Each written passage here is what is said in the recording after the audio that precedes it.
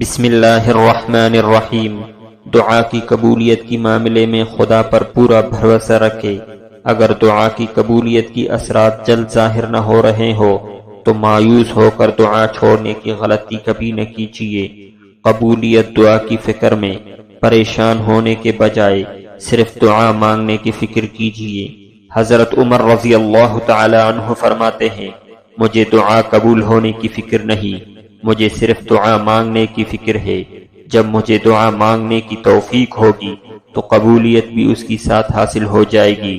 نبی کریم صلی اللہ علیہ وسلم کا ارشاد ہے، جب کوئی مسلمان خدا سے کچھ مانگنے کے لیے خدا کی طرف منہ اٹھاتا ہے تو خدا اس کا سوال ضرور پورا کر دیتا ہے، یا تو اس کی مراد پوری ہو جاتی ہے یا خدا اس کے لیے اس کی مانگی ہوئی چیز کو آخرت کے لیے جمع فرما دیتا ہے۔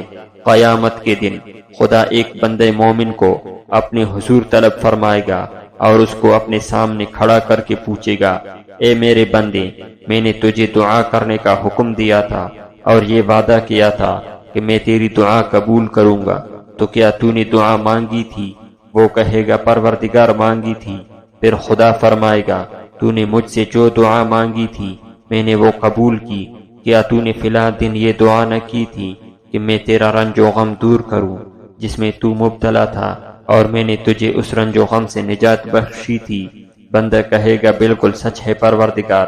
پھر خدا فرمائے گا، وہ دعا تو میں نے قبول کر کے دنیا میں ہی میں نے تیری آرزو پوری کی تھی، اور فلاں روز پھر تو نے دوسرے غم میں مبتلا ہونے پر دعا کی، خدایا اس مصیبت سے نجات دے، مگر تو نے اس رنج و غم سے نجات نہ پائی اور برابر اس میں مبتلا رہا۔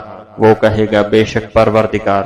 پھر خدا فرمائے گا، میں نے اس دعا کے بدلے جنت میں تیرے لیے طرح طرح کے نعمتیں جمع کر رکھی ہے، اور اسی طرح دوسروں حاجتوں کے بارے میں بھی دریافت کر کے یہی فرمائے گا۔ پھر نبی کریم صلی اللہ علیہ وسلم نے فرمایا، بندے مومن کی کوئی دعا ایسی نہ ہوگی جس کے بارے میں خدا یہ بیان نہ فرمائے کہ میں نے دنیا میں قبول کی اور یہ تیری آخرت کے لیے ذخیرہ کر کے رکھی۔ اس وقت بندہ مومن سوچے گا، کاش میری کوئی دعا بھی دنیا میں قبول نہ ہوتی۔ اس لیے بندے کو ہر حال میں دعا مانگنے رہنا چاہیے۔